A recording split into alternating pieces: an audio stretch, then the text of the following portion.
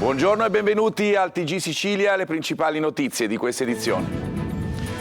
Guerriglia dello stadio Euganeo di Padova, 11 arresti e 17 DASPO, 4 degli ultra fermati coinvolti anche negli scontri che sono costati la vita nel 2007 all'ispettore Raciti. Un grande danno di immagine, dice il sindaco Trantino.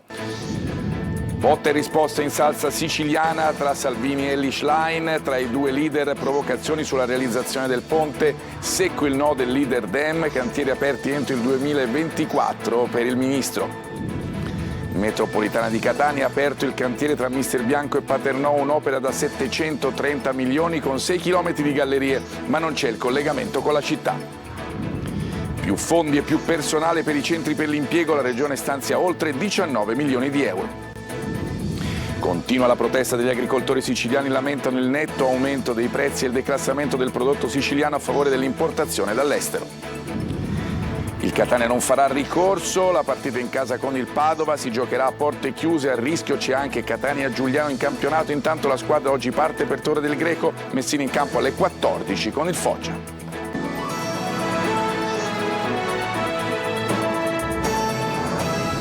Di nuovo bentrovati al termine delle indagini dopo la guerriglia di Padova, emessi 17 DASPO, 11 ultra arrestati di cui 4 erano presenti anche durante i gravi fatti del 2007, come ricorderete, costati la vita all'ispettore Raciti. E arriva anche la ferma condanna del sindaco Trantino, atti inqualificabili, dice, che danneggiano l'immagine di Catania. Angelo Gagliano. 11 arresti, 8 feriti e 17 DASPO. Oltre ai numeri della guerriglia di Padova, fa scalpore ed indigna la notizia che 4 ultracatanesi coinvolti negli scontri dell'Euganeo avevano già preso parte il 2 febbraio 2007 ai tafferugli che costarono la vita all'ispettore di polizia Filippo Raciti. Una ferita che non si rimargina e che macchia ancora una volta l'immagine di Catania. Nello specifico si tratta del tifoso che ha scavalcato e aperto il varco utilizzato per l'invasione, del supporter arrestato all'aeroporto di Catania mercoledì mattina. Gli altri 2 ultra sono stati fermati rispettivamente a Linate e Venezia, il primo mentre si stava imbarcando per Edimburgo e i 4, secondo quanto ricostruito dagli investigatori, appartenevano all'ex gruppo ultra ANR. Durissimo il sindaco di Catania Trantino, ci vanno di mezzo la tifoseria vera e l'immagine di Catania, ha detto. Il solo risultato è l'avere screditato la reputazione della nostra città, penalizzando migliaia di tifosi. Abbiamo compiuto sforzi importanti per ridare dignità al nostro stadio, ha precisato Trantino, ed invece assistiamo ad atti inqualificabili come quelli di Padova. Sulla follia ultra ha preso la parola anche Fabio Capello, intervenuto a Buongiorno Sicilia. Sono pochi a cui i giocatori, tutti quanti hanno dato importanza e siccome si sentono potenti e nessuno può toccarli, commettono queste sciocchezze che poi ricadono su tutti coloro che vorrebbero andare allo stadio a vedere uno spettacolo e divertirsi. E invece ci sono questi che lo fanno di mestiere e questo è il problema. I 17 DASPO hanno raggiunto gli 11 arrestati protagonisti dell'invasione di campo, nonché i 6 altri ultracatanesi filtrati alla stazione ferroviaria di Padova prima di far rientro in Sicilia e trovati in possesso di fumogeni, petardi e bombe carta. Tra gli arrestati anche un quarantenne già destinatario di DASPO nel 2015 e 2017. Ci troviamo di fronte a veri e propri professionisti degli scontri, afferma il questore di Padova Odorisio. In casi gravi i DASPO agli stadi devono essere a vita. Una notizia appena battuta dalle agenzie: sono 620 i migranti sbarcati a partire da mezzanotte a Lampedusa, dopo che le motovedette della Capitaneria della Guardia di Finanza e dell'assetto Frontex hanno soccorso 13 imbarcazioni. Ieri sull'isola ci sono stati 11 sbarchi, 4 dei quali poco prima di mezzanotte con 408 persone. Parliamo adesso di politica, botta e risposta in salsa siciliana per Salvini e Schlein. Arrivano sull'isola nelle stesse ore, il ministro da Belpasso rilancia la necessità del ponte, la leader Dem invece a Messina con i comitati del no ponte. Luca Ciriberti.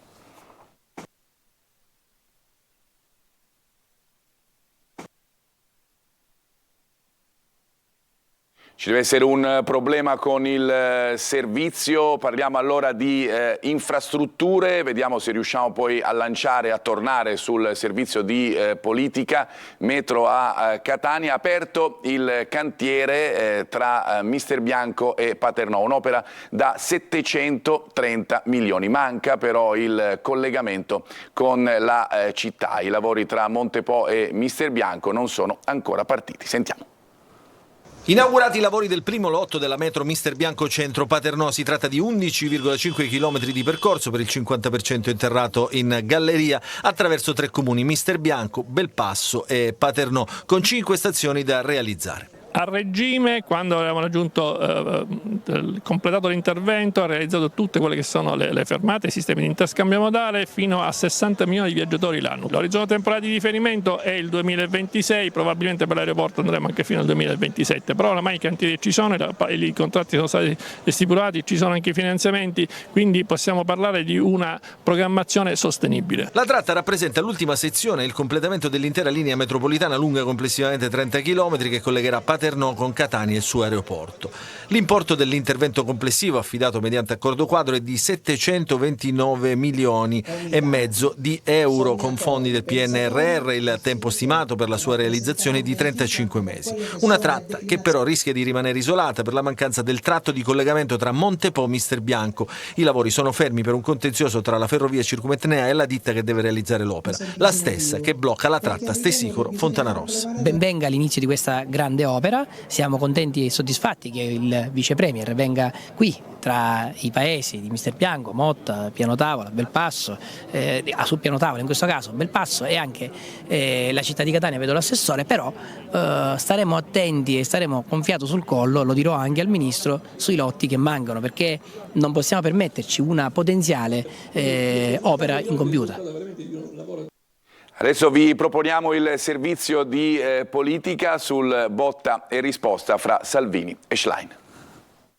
Insieme sullo stesso aereo atterrato in Sicilia, da una parte Matteo Salvini, il più grande sostenitore del ponte sullo stretto, dall'altro Elly Schlein, contraria alla grande opera. Abbiamo scherzato, io le ho detto io vado per costruire, tu vai per fermare, è il bello della democrazia. Non capisco come si possa dire di no a delle opere pubbliche che creeranno decine di migliaia di posti di lavoro per operai, per ingegneri, per tecnici, per commercianti, che saranno un'opportunità per gli studenti, per le famiglie, però è il bello della democrazia. Qualcuno dice che non bisogna fare infrastrutture. Per me, per la Lega, per il ministero che dirigo, le infrastrutture servono in Sicilia come in tutta Italia. Però continuiamo a pensare che in questa terra, in Sicilia, serva come in Calabria anzitutto un grande investimento per migliorare la mobilità adesso, non tra 15-20 anni con un progetto dannoso e anacronistico come questo. Ci domandiamo perché tutta questa fretta, è una fretta che sembra elettorale, che non ha a cuore però il vero destino di questa comunità, di questo territorio. Il ministro va a Belpasso per inaugurare l'ennesimo cantiere, stavolta si tratta dell'ultimo tratto della metro Mister Bianco Paternò. La Schlein invece va a Messina per sostenere le ragioni dei no ponte in un luogo simbolo, a Torre Faro, dove dovranno avvenire gli espropri per fare spazio ai cantieri. Il Partito Democratico è compattamente da nord a sud al vostro fianco per fermare questo progetto sbagliato del ponte che sta portando avanti Matteo Salvini. Ma Salvini promette che il ponte non solo si farà, ma che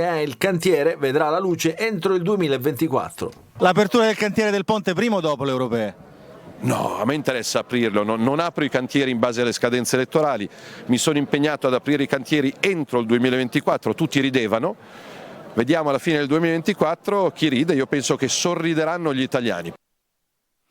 Saranno potenziati i centri per l'impiego per le nuove politiche attive del lavoro. La Regione ha stanziato 19 milioni. Maglio Viola. Oltre 19 milioni di euro per potenziare i centri per l'impiego in Sicilia. La Giunta Schifani ha approvato il nuovo piano regionale finanziato con risorse assegnate dal Ministero dell'Economia e delle Finanze. Si tratta proprio di poco più di 19 milioni e 100 mila euro che serviranno per tutte le attività legate al rafforzamento delle competenze del personale e al potenziamento delle infrastrutture dei centri per l'impiego. Il piano servirà a rafforzare i servizi di orientamento e formazione per cercare di ridurre il gap esistente tra le competenze richieste dal mercato del lavoro e quelle realmente possedute dalle persone in cerca di un impiego. Attraverso il potenziamento delle strutture si potranno offrire servizi di qualità più alta e migliore gestione del tempo, questo anche alla luce delle trasformazioni dell'ex reddito di cittadinanza. Il piano era stato trasmesso all'unità di missione per il coordinamento delle attività di gestione degli interventi previsti nell'ambito del PNRR e alla Direzione Generale Romana delle Politiche Attive del Lavoro, che lo avevano ritenuto coerente rispetto alla struttura e ai contenuti. civili. Negli ex uffici del lavoro sarà potenziato anche il personale. La maggior parte delle assunzioni che la Regione sta facendo grazie ai concorsi banditi nel 2022 sono infatti destinate proprio al potenziamento dei centri per l'impiego. I primi contratti sono stati firmati a dicembre e gli impiegati sono in servizio dal 3 gennaio, mentre la seconda ondata di nuovi assunti arriverà a metà aprile. Alla Facoltà di Scienze Politiche di Catania, organizzato dalla CGIL, c'è stato un toccante incontro sul tema delle donne che sanno superare le bandiere e le barriere anche quando sono in guerra. Roberta Lunghi. Dal primo momento che muore una persona da questa parte o dall'altra, stiamo perdendo tutti. Sono state forti e commoventi le parole di Angelika Edna Kalolivne da un kibbutz in Israele e di Samar Sahar dalla Cisgiordania, entrambe in collegamento oggi a Catania durante l'incontro Donne nelle guerre, Donne per la pace, nell'aula di Scienze Politiche organizzato dalla Segreteria Confederale della CGIL di Catania insieme al Dipartimento di Scienze Politiche e Sociali di Unicit. Sono state l'emblema di come le donne sappiano superare le bandiere e sappiano parlare sempre. Le donne si parlano sempre, sono nella guerra, però sono per la pace. E sono per la pace per un motivo probabilmente ancestrale e biologico, perché la donna mette al mondo la vita. Vogliamo essere più vicine al dramma di tutte le donne che in questo momento stanno vivendo i conflitti, le guerre nel mondo, e sono davvero tantissime, sono circa 600 milioni. È stato un coro di racconti personali, al contempo collettivi, analisi di difficili questioni internazionali, condivisione del dolore più grande per le donne in guerra, come la perdita di marito e figli e la ricerca di brandelli dei corpi dilaniati da portare in cimitero. Ci sono volontari che si occupano della ricerca e i madri o le mogli chiedono almeno portami una parte del mio marito o del mio figlio. E poi la suggestione di un'altra donna, l'attrice Guiaiello, che con sensibilità e forza ha recitato 2 brani, di fronte alla platea di studenti che ha ascoltato attonita le testimonianze, scegliendo alla fine una sola parola per descrivere il proprio sentimento di fronte alle guerre. Tristezza, ripudio, angoscia, frustrazione perché trovo incredibile come si ripetano dinamiche con meccanismi diversi ma sempre uguali di violenza. Ancora la situazione dei migranti a tenere banco, notte di sbarchi a Lampedusa, 44 migranti fra cui 11 donne e 3 minori sono stati salvati durante la notte al largo proprio dell'isola delle Pelagie dopo che il barchino sul quale viaggiavano è affondato. Un minore è disperso, l'imbarcazione in ferro di 7 metri salpata da Sfax in Tunisia all'improvviso è colata a picco e i naufraghi sono rimasti aggrappati alle camere d'aria per circa 10 minuti. Giallo a Favara nell'Agrigentino, il padre di Jessica Lattuca dubita sul fatto che i frammenti di ossa ritrovati dagli operai in un'abitazione possano essere della figlia scomparsa 6 anni fa. Davide Sardo. A Favara è giallo dopo la scoperta di alcune ossa verosimilmente umane nel corso di lavori di ristrutturazione in un appartamento disabitato di uno stabile in via Luigi Laporta nel centro storico. Immobile e frammenti ossei sono stati sequestrati dai carabinieri. Sarà estrapolato il DNA. Al lavoro sono gli specialisti del RIS di Messina. L'inchiesta è coordinata dal procuratore di Agrigento Giovanni Di Leo. Si indaga ad ampio raggio, si ipotizza anche che i frammenti siano stati dissotterrati, seppelliti e poi riemersi tra dei calcinacci e forse con consapevolezza. Sono ascoltati gli operai al lavoro e non solo. Via La Porta è a circa 70 metri dall'abitazione dove ha dimorato Jessica Lattuca, la donna che adesso avrebbe 34 anni, madre di 4 figli, di cui non vi sono tracce dall'agosto del 2018. Nell'abitazione con il padre anche il fratello Vincenzo, già indagato per l'omicidio e l'occultamento del cadavere della sorella, e poi morto per overdose di eroina il 20 giugno del 2023. Il padre, Giuseppe Lattuca, dubita che le ossa appartengono alla figlia. Non penso che la uccidevano, che la seppellivano qua a Jessica. Insomma, questi piccoletti ossa, insomma, noi che abbiamo ossa minimo di mezzo metro, sia il ginocchio sia il corpo di sotto. Escludo che siano magari ossa antiche. Secondo quanto ha ipotizzato la procura di Agrigento, Jessica Lattuca sarebbe stata uccisa al culmine di una lite scaturita dallo stato di ubriachezza di lei.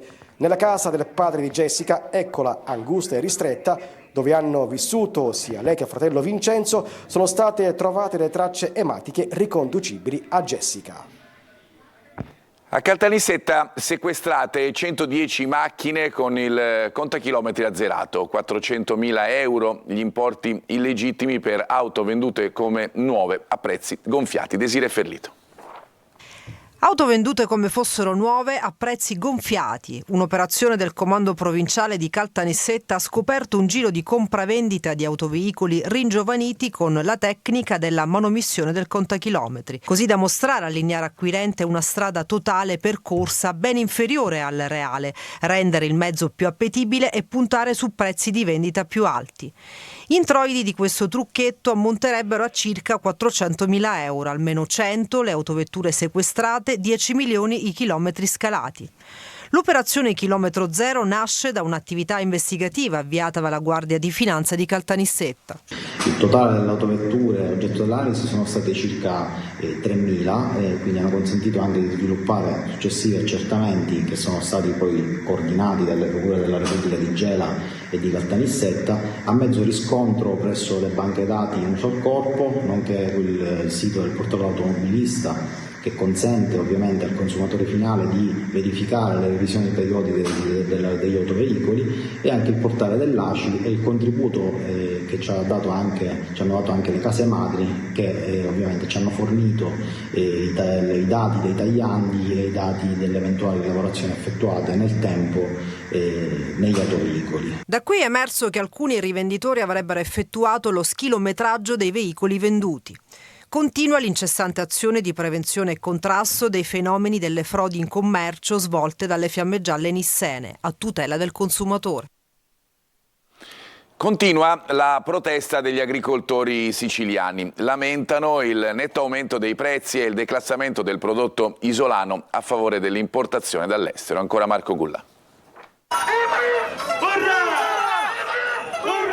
Una protesta, quella degli agricoltori allevatori, che non conosce titoli di coda. Ancora una volta è Palermo il teatro della manifestazione, con agricoltori che sono arrivati da ogni parte della Sicilia, ma anche dalla Calabria, dalla Puglia e dalla Basilicata. Una sfilata senza trattori, ancora una volta non autorizzati. Capolinea Palazzo d'Orleans per consegnare un documento al presidente Schifani con tutte le richieste degli agricoltori siciliani. Basta con l'importazione di prodotto non italiano, non siciliano, abbiamo prodotti ottimi qua e dobbiamo valorizzare i nostri prodotti.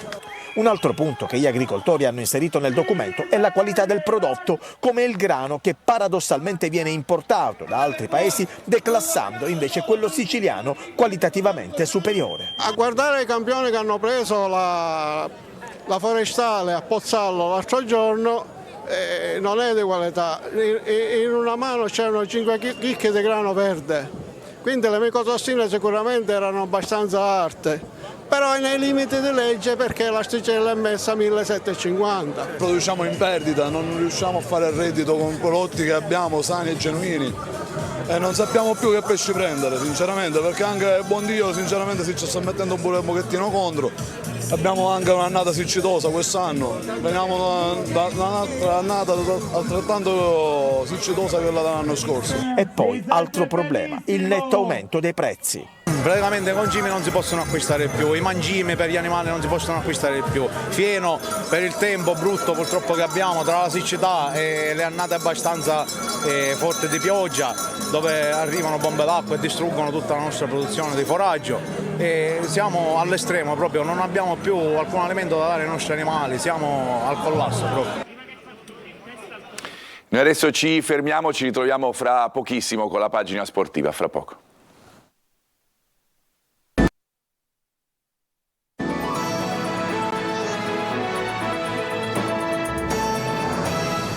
Ben ritrovati la pagina dello sport, il calcio. Il Catania rinuncia a presentare ricorso per la decisione del giudice sportivo che ha condotto alle porte chiuse per la finale di ritorno fra i rossazzurri e il Padova. A rischio c'è anche Catania Giuliano in campionato, divieto di trasferta per i tifosi per Torre del Greco, dove la squadra giocherà domani. Francesco Triolo. Niente ricorso, il Catania accetta la decisione e la sanzione del giudice sportivo di fare disputare a porte chiuse la finale di ritorno della Coppa Italia di Serie C in programma martedì 2 aprile alle 20 al Massimino contro il Padova, e il club rossazzurro ne ha spiegato anche le ragioni. Noi vogliamo ispirare la comunità di Catania e consentirle di essere orgogliosa dei valori del club, che in questo caso incidono profondamente sulla nostra scelta, le parole della società attraverso una nota ufficiale. Dal rispetto per le istituzioni a quello per le forze dell'ordine e per i tifosi rossazzurri amareggiati, per le famiglie che vogliono vivere lo stadio con gioia e spensieratezza, per le regole e per il calcio, le parole della società. La rinuncia al ricorso, scrive il club etneo, per offrire anche l'esempio con un segnale forte e chiaro, per dare un motivo d'orgoglio a chi vorrà apprezzare questa scelta etica. Ma potrebbe non essere la sola sanzione. L'Osservatorio Nazionale sulle manifestazioni sportive ha infatti invitato la società rossazzurra a bloccare la vendita dei biglietti per la gara di giovedì prossimo al Massimino contro il Giuliano.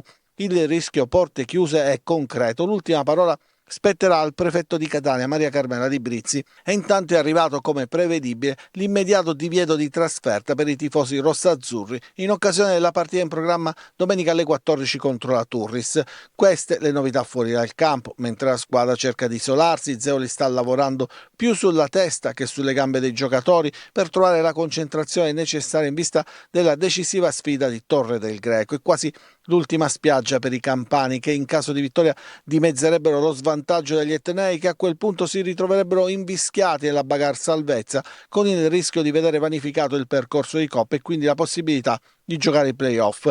Zeoli tiene sulla corda il gruppo e per la sfida dei Liguori dovrà valutare le condizioni di Bua e Teio. Probabile l'impiego dal primo minuto per Welbeck, squalificato in Coppa, sulla via del pieno recupero di Carmine, che schierato all'Euganeo potrebbe partire dalla panchina ed entrare a gare in corso. Impegno casalingo, oggi invece per il Messina, che riceve la visita del Foggia. Dopo 2 pareggi i giallorossi inseguono la vittoria per avvicinarsi alla zona play-off. In campo dall'inizio Emausso, Plescia e Pacciardi. Sergio Colosi. Giacomo Modica contro il Foggia si affida all'usato sicuro e torna al 4-2-3-1, abbandonato nelle ultime 2 trasferte di Benevento e Latina. Pronti al rientro Emausso, Plescia e Pacciardi, quest'ultimo dopo 2 mesi con Dumbravano in panchina per una condizione fisica non perfetta. In porta Fumagalli, nella difesa 4 Manetta e Pacciardi centrali con Ortisi e Lie ai lati, in mediana Frisenna e Franco, sulla tre quarti Rosafi a destra e Mausso sottopunta e Zunno, il più in forma con 7 reti nel girone di ritorno, a sinistra, con Plescia più avanzato. Il Foggia, privo dell'ex Carillo, di Marzupi e Santaniello infortunati e degli squalificati Riccardi e Vezzoni, nel Cudini bis ha conquistato 17 punti in 10 giornate, portandosi in zona play-off con una lunghezza di vantaggio sul Messina, che non c'entra la vittoria al Francoscoglio dallo scorso 14 febbraio 2-0 al Sorrento. Buona la prevendita, previsti circa 6.000 spettatori, 200 dalla Puglia. I peloritani non superano il Foggia da lontano 2016. 3-2 in Lega Pro. Nelle 21 sfide 9 successi dei padroni di casa, 7 degli ospiti e 5 pareggi. In palio punti pesanti, chi vince oggi entra in zona play-off e blinda la salvezza diretta. L'arbitro è Fabio Rosario Luongo di Napoli, che incrocia il Messina per la 4ª volta, con 3x nei precedenti. È tutto per questa edizione, la prossima alle 13:30 vi lascio alla rassegna stampa curata dal collega Luca Ciliberti. Grazie per averci seguito, una buona giornata.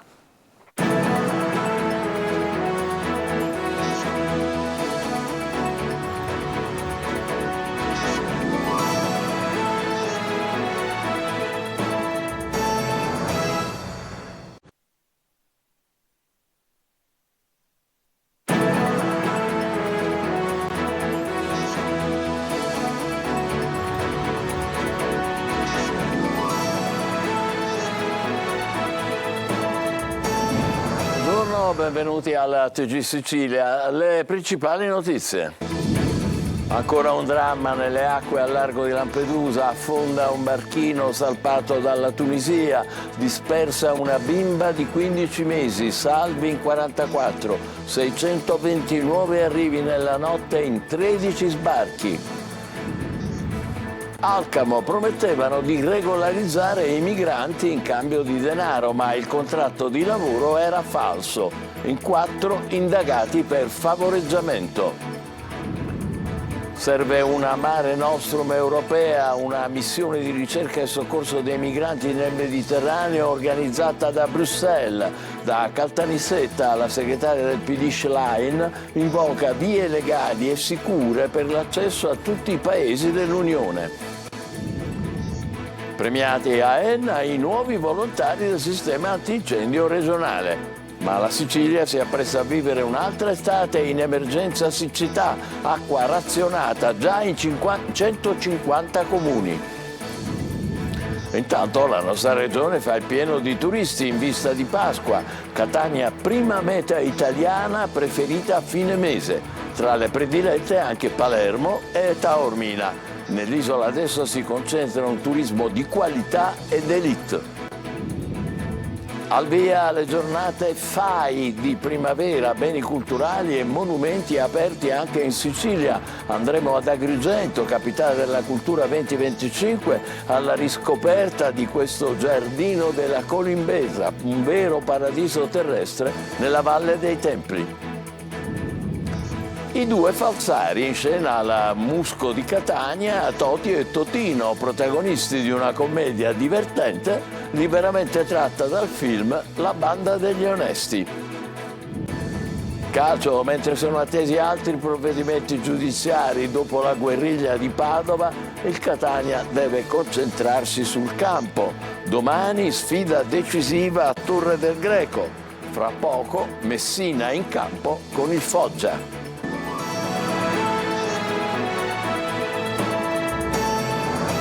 Bentrovati, c'è stato un nuovo dramma al largo delle acque di Lampedusa. È affondato un barchino che era salpato dalla Tunisia, dispersa una bambina di 15 mesi, salvi in 44, fra loro c'è anche la madre della piccola disperata. Sono 620 i nuovi arrivi nella notte in 13 sbarchi. Manlio Viola. Sbarchi in serie a partire dalla mezzanotte a Lampedusa, migliorano le condizioni del mare e riprendono gli arrivi, accompagnati come sempre dalle tragedie. Una bambina di appena 15 mesi risulta dispersa in mare dopo uno di questi salvataggi. L'imbarcazione sulla quale si trovava si è ribaltata durante le operazioni di soccorso da parte della nave delle ONG Mare Go. La tragedia si è consumata in acque maltesi. Erano complessivamente in 45 sul barcone di ferro da 7 metri, fra cui 11 donne e 3 minori. Erano salpati da Sfax in Tunisia. Dopo la tragedia i 44 superstiti sono stati trasferiti su una unità della Guardia Costiera italiana.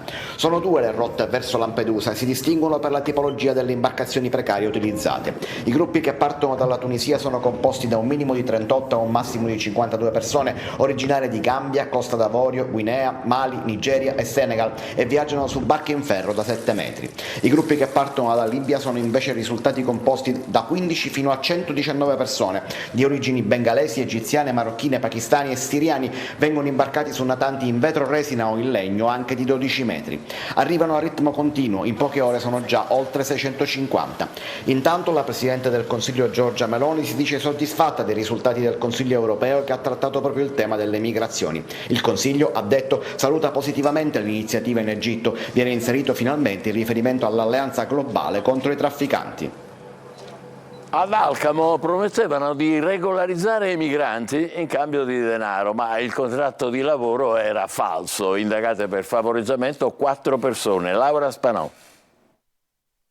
Soldi in cambio di un finto lavoro per ottenere il permesso di soggiorno. 4 misure cautelari di divieto di dimora sono state eseguite dai carabinieri di Alcamo nei confronti di altrettanti indagati. L'inchiesta, coordinata dalla Procura di Trapani, è iniziata nel settembre di 3 anni fa, dopo la denuncia di uno straniero che ai militari dell'Arma ha raccontato di avere pagato per regolarizzare la sua posizione lavorativa e ottenere il permesso di soggiorno. Le indagini dei carabinieri hanno accertato che gli indagati si sarebbero approfittati di 14 stranieri stranieri, favorendo la loro permanenza nel territorio italiano, instaurando una pratica di emersione dal lavoro irregolare fondata su fittizi contratti di assunzione degli stranieri all'insaputa dei loro datori di lavoro. Da ognuno di loro si sarebbero fatti consegnare somme in denaro fino a 4.000 euro. I 4 sono indagati per favoreggiamento dell'immigrazione clandestina, falsità ideologica commessa per induzione al pubblico ufficiale in atti pubblici, estorsione e falsità materiale commessa dal privato. A 2 di loro è stato notificato il divieto di esercitare l'attività di impiegato presso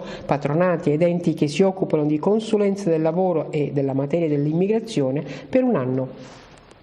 Per i migranti serve una Mare Nostrum europea, una missione di ricerca e di soccorso nel Mediterraneo organizzata da Bruxelles. Da Caltanissetta la segretaria del PD Schlein invoca vie legali e sicure per l'accesso a tutti i paesi dell'Unione. Emanuela Corsi. Serve una Mare Nostrum europea, una missione di ricerca e soccorso nel Mediterraneo fatta dall'UE con l'aiuto di tutti i governi. Servono vie legali e sicure per l'accesso a tutti i paesi dell'Europa. Il segretario Dem Eli Schlein da Caltanissetta torna a parlare del tema dei migranti e sui provvedimenti adottati dal governo Meloni. Le persone che arrivano in Italia hanno dei diritti, ma non c'è giustizia se vengono bloccate solo perché il nostro è il primo paese europeo dove riescono a mettere piede, ha proseguito il segretario Dem, che ha partecipato alla conferenza programmatica del PD siciliano. Tra i temi affrontati anche l'autonomia differenziata, una riforma che secondo la Schlein non prova nemmeno a nascondere il vecchio disegno secessionista della Lega, perché non hanno messo neanche €1 in più. Non è giusto che chi nasce in questa isola, ha detto la segretaria del Partito Democratico riferendosi alla Sicilia, abbia 1 anno e 4 mesi di aspettativa di vita in meno rispetto a chi nasce al nord. Non è questa l'unità nazionale di cui parla la nostra Costituzione. Premiati a Enna i nuovi volontari del sistema antincendio regionale. Ma intanto la Sicilia si prepara a vivere un'altra estate in emergenza siccità. L'acqua è razionata già in 150 comuni. Francesco Triolo. Forza in più nella lotta agli incendi per la prossima estate. Sono 532 i volontari che hanno completato i corsi di specializzazione nelle attività di antincendio boschivo e che questa mattina all'Università Accore di Enna hanno ricevuto gli attestati di fine corso dal Presidente della Regione siciliana, Renato Schifani. Presenti il Rettore dell'Università Accore, Cataldo Salerno, e il Sindaco di Enna, Maurizio Di Pietro, sono intervenuti l'assessore regionale al territorio ed ambiente, Elena Pagana, e il dirigente generale della Protezione Civile regionale, Salvatore Cocina. L'emergenza incendi si lega al rischio siccità che vive l'isola, un allarme lanciato nelle scorse settimane, tanto che il Presidente della Regione Schifani ha dichiarato stato di emergenza, approvando un piano di razionamento dell'acqua che coinvolge quasi 1 milione di persone, 1/5 della popolazione. Acqua razionata in 150 comuni, compreso Catania, oltre che nelle province di Agrigento, Caltanissetta, Enna, Messina, Trapani e Palermo. Sono previste riduzioni della portata d'acqua fra il 10 e il 45%, con punte maggiori in 15 centri del Nissene e dell'Agrigentino. Alla base dell'emergenza c'è la carenza di piogge, che ha reso difficile la ricarica degli invasi naturali ed artificiali. Le piogge più abbondanti, cadute tra febbraio e marzo, non sono state sufficienti ad equilibrare le richieste del territorio. Il commissario straordinario per l'emergenza idrica in agricoltura, Dario Cartabellotta, ha avviato le procedure per consentire nell'Agrigentino il trasferimento di risorse idriche dalla diga Gammauta alla diga Castello per far fronte alla penuria di acqua negli invasi. A Caltagirone, salvata dalla nonna che ha chiamato i carabinieri, una giovane picchiata con il bimbo in braccio e minacciata di morte dal compagno, al quale si era rifiutata di dare i soldi per comprare altra birra. L'uomo, con precedenti ammonimenti del questore, è stato arrestato. La Sicilia fa il pieno di turisti in vista delle vacanze di Pasqua. Catania, prima meta italiana preferita a fine mese dai vacanzieri. Tra le predilette anche Palermo e Taormina. Nell'isola adesso si concentra un turismo di qualità ed elite. Marco Gullà. Tutti pazzi per la Sicilia, l'isola è tra le mete predilette da italiani e stranieri per le vacanze di Pasqua. Catania, Palermo, Taormina, Agrigento, arte, cultura e cibo sano, la combo perfetta per una vacanza da sogno. Tra le mete italiane spicca Catania, che è la terza città più ricercata dai viaggiatori tedeschi, la quinta per gli olandesi, la sesta per i francesi, l'ottava per i britannici, la nona per gli spagnoli e la decima per i portoghesi. Anche Palermo è tra le città più ricercate. Un fiume di turisti invade in questi giorni il capoluogo in vista anche delle vacanze di Pasqua. È una bellissima città, sì, diciamo che me l'aspettavo forse meno bella. Abbiamo scelto la Sicilia perché per festeggiare la nostra amica che compie gli anni e allora volevamo un posto incantevole come Palermo. Da turismo cosiddetto di massa a quello d'élite in Sicilia adesso si ricerca la qualità. Molti stranieri scelgono l'isola. Devo dire un buon flusso di turismo estero che ha scelto Sicilia per queste vacanze di Pasqua, un turismo prevalentemente europeo in questa prima fase di una stagione che si presenta sicuramente con numeri interessanti. Veniamo da un 2023 importante, il 2024 sarà certamente dai previsionali che registriamo sulla stessa falsariga. Di élite no, è un turismo delle persone che comunque si documentano prima di venire, sono delle persone che hanno magari un minimo studiato, sanno già cosa vogliono andare a vedere. E allora la chiusura non possiamo che farla fare a questo turista giapponese che dice Palermo è una città meravigliosa. Palermo is very beautiful city. This Jakarta is very very beautiful. I like Palermo. It's okay? It's ok, perfetto. Al via le giornate FAI di primavera, beni culturali e monumenti aperti anche in Sicilia. Siamo stati al Giardino della Colimbetra, nella Valle dei Templi, che è un vero e proprio paradiso terrestre scelto per festeggiare il traguardo di Agrigento, capitale italiana della cultura 2025. Davide Sardo. Conoscere e apprezzare, proteggere e tutelare, valorizzando il patrimonio culturale e paesaggistico italiano e tramandarlo alle future generazioni. Da 32 anni le giornate di primavera del FAI, il Fondo Ambiente Italiano, sono testimonianza di ciò. È un'occasione preziosa e utile per scoprire un'Italia meno nota, luoghi difficilmente accessibili, dalle città ai borghi, dai monumenti ai paesaggi e ai luoghi insoliti e originali. Il tutto da raccontare coinvolgendo i visitatori. Tra oggi e domani sono una sessantina i siti da esplorare in Sicilia e tra di essi vi è un paradiso terrestre, il Giardino della Colimbetra, nella Valle dei Templi, luogo scelto dal FAI per festeggiare il traguardo di Agrigento, capitale italiana della cultura 2025, e dove ci siamo recati al mattino di oggi. Significa molto questa giornata anche perché è un'occasione per riuscire anche a conoscere questo magnifico giardino che è stato anche riportato grazie a FAI, questa associazione che ci ha aiutato, anche perché prima qua c'erano molti rifiuti e discarica che adesso possiamo vedere che è un bellissimo giardino, molto fiorito e soprattutto pieno di agrumi e frutti. Non sono mai venuta qui, o meglio sono sempre stata ai templi ma non mai al Giardino della Colimbetra. Inoltre è molto bello, comunque è molto significativo visto tutto l'amore che gli hanno messo nel rifarlo. Grazie a Giornate FAI di primavera noi riusciamo a fare raccolta fondi. Ricordiamo che il Fondo per l'Ambiente Italiano è una fondazione senza scopo di lucro e che quindi riesce a mantenere, a restaurare luoghi come il Giardino della Colimbetra. Un angolo di paradiso dove olivi secolari vegliano i giorni e le notti tra i frutti, come gli agrumi che inondano la valle coi loro profumi. Tutto questo grazie al FAI, Fondo per l'Ambiente Italiano. A Palermo, svelata nella chiesa di San Domenico, la tomba di Tomasi di Lampedusa. Il padre del Gattopardo entra nel Pantheon dei siciliani illustri, accanto a Verga, Pirandello, Sciascia e Falcone. Simona Mazzone.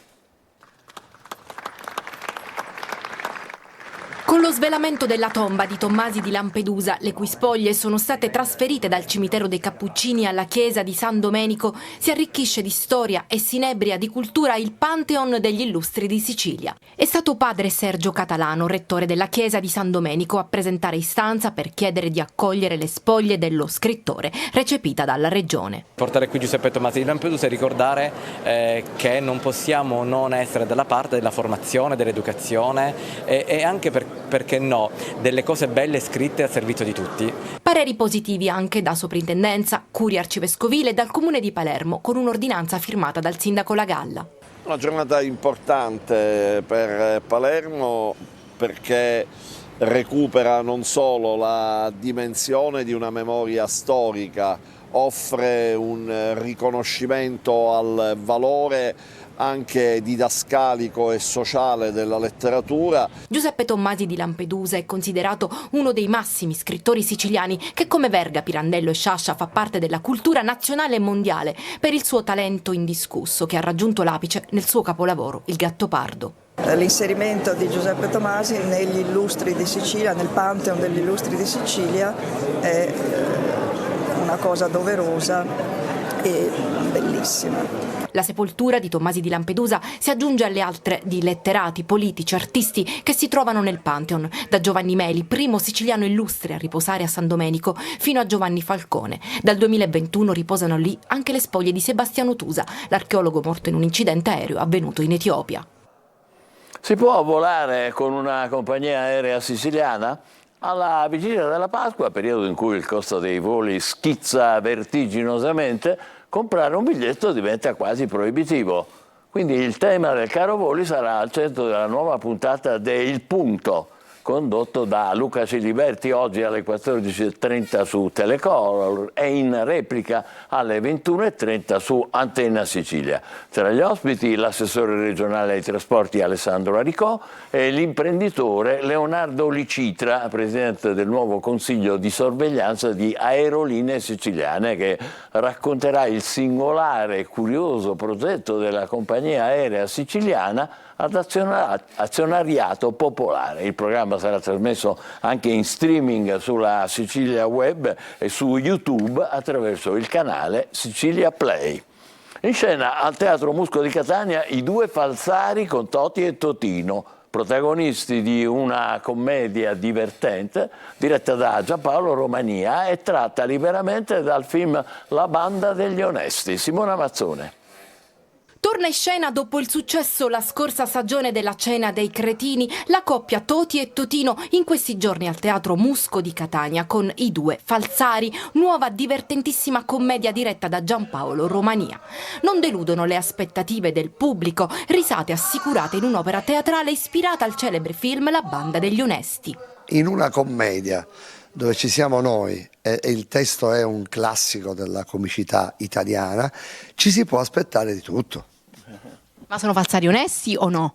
Ma allora, il caso li fa diventare falsari, ma sono tre buoni proprio che non hanno... non spoileriamo, comunque sono buoni. La storia narra le vicende di una piccola banda di onesti cittadini che cerca di redimere la propria condizione sociale nel buffo tentativo di superare gli ostacoli di una vita trascorsa tra la rettitudine morale e i sani principi. Una commedia esilarante, tra battute e scherzi degli attori anche in scena. I momenti esilaranti sono due, i più importanti. Il primo è la commedia per il pubblico, però poi c'è un momento nel quale la commedia noi ce la facciamo per noi e quindi lì c'è il nostro divertimento che può capitare fra noi colleghi, uno scherzetto, un qualcosa, un quid. Assieme a Toti e Totino un ottimo cast con Giuseppe Balsamo, Gianluca Barbagallo, Alfio Belfiore, Maria Chiara Pappalardo, Loredana Scalia e Viviana Toscano. I due falsari saranno in scena nel fine settimana e ancora dal 5 al 7 aprile al Teatro Musco di Catania. Chi dei due sarebbe più capace di spacciare una moneta falsa? Io. Vabbè, ma pure io. Bisogna vedere, attenzione, perché oggi come oggi non credo che sia molto semplice spacciare, però a livello di scherzo, così come abbiamo fatto lì. Lui di carattere è pure spacciato, per cui c'ha questo. Che ecco, quindi posso spacciare più facilmente. Perché è spacciato. Esatto. I due falsari al Teatro Musco con Toti e Totino. Facciamo una breve pausa, tra poco il calcio con le parole di Zeoli prima di Turris Catania. State con noi.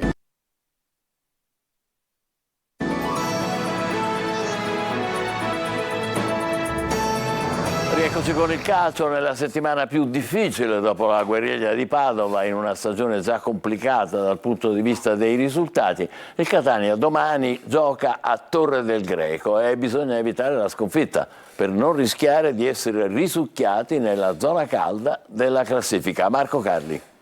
Mentre le indagini della Digos di Padova e Catania proseguono, sono attesi altri provvedimenti giudiziari. Da martedì scorso, dopo la guerriglia dell'Euganeo, non deve essere stata impresa facile per Michele Zeoli fare in modo che il Catania restasse concentrato sul campo.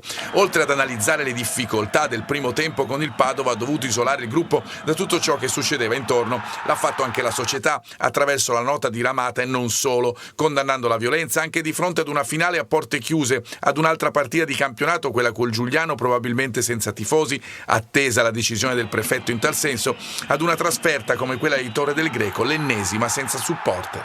C'è tanta amarezza e per quanto riguarda noi come squadra abbiamo vissuto fino a mercoledì tutta questa situazione, ma da giovedì ci siamo rimessi con la testa alla partita di domani.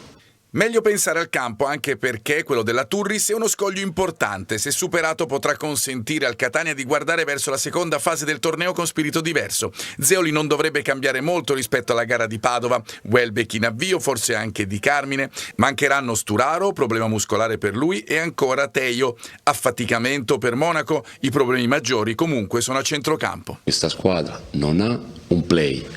Dici, c'è qualcuno che lo può fare? Io direi di sì. Lo provi? No, perché non lo posso provare adesso, perché può darsi che neanche giocherei questo modulo. Se uno in questo momento io devo pensare solo e soltanto a fare punti. Turris Catania sarà seguita in diretta da Telecolor, 3 ore live, con collegamenti dallo stadio, commenti da studio e le interviste finali. Impegno casalingo oggi per il Messina, che riceve la visita del Foggia. Dopo 2 pareggi, i giallorossi inseguono la vittoria per avvicinarsi ai play-off. In campo dall'inizio Emmausso, Plescia, Pacciardi. Peggio così. Giacomo Modica contro il Foggia si affida all'usato sicuro e torna al 4-2-3-1, abbandonato nelle ultime 2 trasferte di Benevento e Latina. Pronti al rientro Emmausso, Plescia e Pacciardi, quest'ultimo dopo 2 mesi con Dumbravano in panchina per una condizione fisica non perfetta. In porta Fumagalli, nella difesa 4 Manetta e Pacciardi centrali con Ortisi e Lie ai lati, in mediana Frisenna e Franco, sulla tre quarti Rosafio a destra e Mausso sottopunta e Zunno il più in forma con 7 reti nel girone di ritorno a sinistra, con Plescia più avanzato. Il Foggia privo dell'ex Carillo, di Marzupi e Santaniello infortunati e degli squalificati Riccardi e Vezzoni, nel Cudini bis ha conquistato 17 punti in 10 giornate, portandosi in zona play-off con una lunghezza di vantaggio sul Messina, che non c'entra la vittoria al Francoscoglio dallo scorso 14 febbraio 2-0 al Sorrento. Buona la prevendita, previsti circa 6.000 spettatori, 200 dalla Puglia. I peloritani non superano il Foggia da lontano 2016. 3-2 in Lega Pro. Nelle 21 sfide 9 successi dei padroni di casa, 7 degli ospiti e 5 pareggi. In palio punti pesanti, chi vince oggi entra in zona play-off e blinda la salvezza diretta. L'arbitro è Fabio Rosario Luongo di Napoli, che incrocia il Messina per la 4ª volta, con 3x nei precedenti.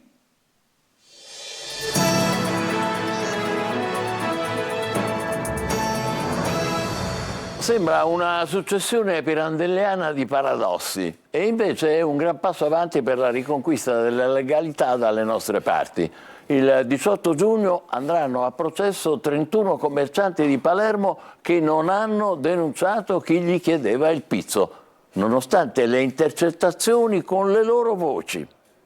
L'iniziativa è della Procura del Capoluogo, che evidentemente stufa del fatto che nessuno denuncia, ha deciso di scuotere chi si assoggetta passivamente al malcostume del racket, per paura o per quieto vivere, accusando le vittime di essere a loro volta complici.